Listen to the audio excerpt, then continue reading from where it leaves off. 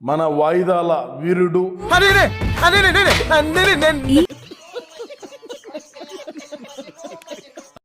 మన వాయిదాల వీరుడు ఎవరు అనుకుంటారేమో మన జగనన్న. జగన్మోహన్ రెడ్డి 31 అక్రమాస్తుల కేసులో ప్రధాన నిందితుడు. నాకు షాల్వా కప్పాల్సింది పోయి, నన్ను పొగడాల్సింది పోయి, నాకు ఇంకా అవార్డు ఏదైనా ఉంటే నాకు ఇవ్వాల్సింది పోయి, ఏంది మాటలు?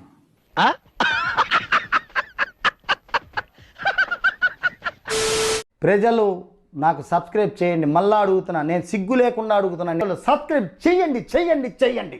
నా ఆవేదనను అర్థం చేసుకోండి. కోర్టు ఆదేశాల మేరకు ఆయన నాంపల్లి సిబిఐ కోర్టుకు హాజరు కానున్నారు. చెప్పాను నువ్వు అట్లా ఒకరో చచ్చిపోతాను ఏమో పైన వచ్చి కూర్చొని ఒళ్ళో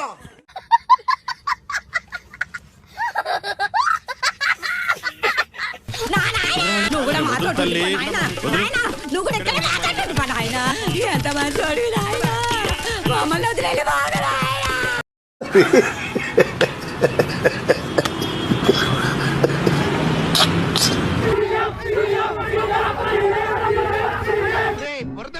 అన్నాయ్ ఎలా ఉందిరా మన అజమాయిషి? కొత్త బొచ్చెలు సద్దెనంత కమ్మగా ఉందన్నాయ్. హీరో ఫ్యాన్స్ సార్ వాళ్ళు కుర్రకొంకల ఆవేశంతో మాట్లాడుతున్నారు సార్. నేను మీ కస్టడీలో ఉన్నప్పుడు మీ గురించి బ్యాడ్ గా మాట్లాడితే నాకు ఎంత డేంజర్ వాళ్ళకి అర్థం కావట్లేదు సార్. జగనన్న రప ఫోటోలు పట్టుకొని సీఎం అంటున్నది ఆంధ్రాలో కాదుల్లో మన హైదరాబాద్ లోనే. పిచ్చన్న నీ వాల్యుయేషన్ గురించి నీకు తెలియట్లే. నీదాకెందుకన్నా ఈ సిటీలో ఏ సెంటర్ లోనైనా సరే నీ ఫోటో పెట్టు, దాన్ని చూడటానికి జనం క్యూలో నిలబడతారు. అదన్న పబ్లిక్ లో నీ ఫేస్ వాల్యూ. పూర్వం కొన్ని సంవత్సరాల క్రితం 16 నెలలు జైల్లో ఆ శిక్షకు గాను చెప్పకూడదన్నాడు. దీన్ని ప్రత్యేకంగా చెప్పనక్కర్లేదు. మీ కష్టం పగవాడికి కూడా రాకూడదు గురుగారు. మరేరా జగన్మోహన్ రెడ్డి ఆయన సీఎం అయిన తర్వాత మొదటి 2 నెలల్లో ఒకసారి మాత్రం కోర్టుకు హాజరయ్యాడు, సంతకం పెట్టి వెళ్ళిపోయాడు. అది అడగొద్దు. ఆ తర్వాత 6.5 సంవత్సరం తర్వాత ఇప్పుడు నాంపల్లి కోర్టుకి అంటే సిబిఐ నాంపల్లి కోర్టుకు వచ్చి సంతకం పెట్టే ప్రోగ్రాం పెట్టుకున్నాడు. ఏంట్రా ఏంటి ఏడుస్తున్నావు ఏంట్రా? ఈ సొసైటీ నన్ను సైకో అని ముద్రేసింది.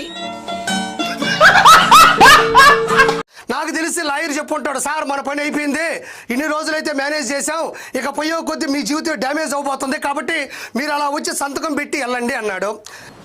మూర్తి గారు ఇలాంటప్పుడే గుండె రాయి చేసుకోవాలి.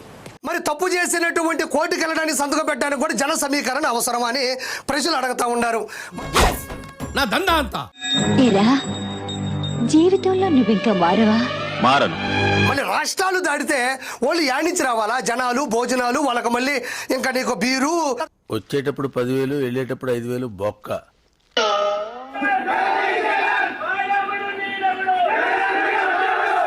ఇక్కడ వీళ్ళు ఉన్నారు కదా, మీరు పొగాకు రైతుల దగ్గరికి వెళ్ళేటప్పుడు వీళ్ళే ఉంటారు, తెలిసిపోయిందా?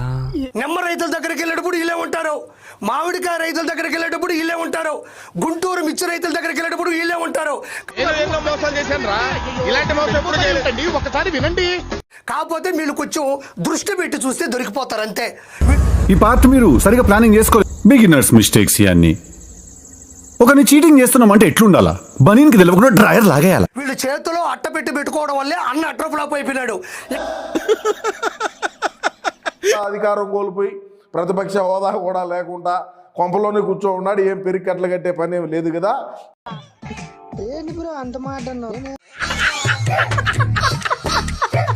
ఇక్కడ జనాల్ని మనం చూసినట్లయితే జగన్మోహన్ రెడ్డి ఏమన్నా భారతదేశానికి ఒలింపిక్స్ లో గోల్డ్ మెడల్ కొట్టడానికి వాలీబాల్ కోర్టుకి వెళ్ళలేదు, సిబిఐ కోర్టుకి వెళ్ళాడు.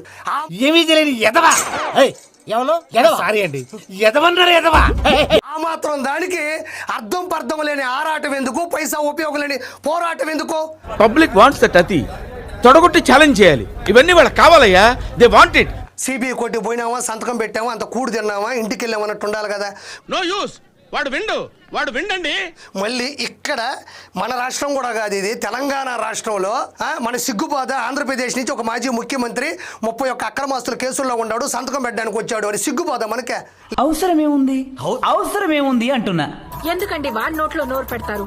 లిప్ లాక్ చేద్దాం. Good timing. నీ టైం అయిపోయింది. లేచి చెప్తున్నావా? నాకన్నా దాటినోడు ఎవడో లేడు, నాయి 31, నాకన్నా దాటినోడు ఎవడు ఉంటే చెప్పండి అని అందరికీ ఇలా పెడుతున్నావా చెయ్యి? ఇలా పెడతా దేనికి? దేనికండి వీళ్ళు ఎందుకు పుడతారో కూడా తెలియదండి మనుషులు. కొంతమంది బేసిక్ సెన్స్ ఉండదు మనుషుల దగ్గర. ఈ కార్యక్రమం ఇంతటితో సమాప్తం. 1 మినిట్ ఆశీర్వదించండి మావయ్య.